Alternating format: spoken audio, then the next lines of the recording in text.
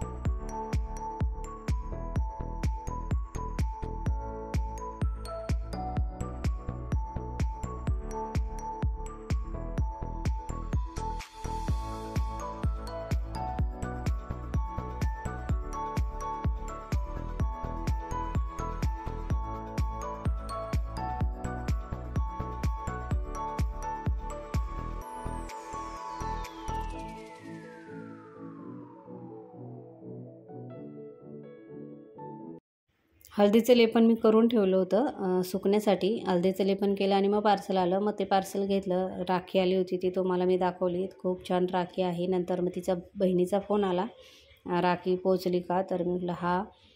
मग रांगोळी काढायला घेतली. तर नंतर ह्याच्यानंतर मग मी पूजा वगैरे केली.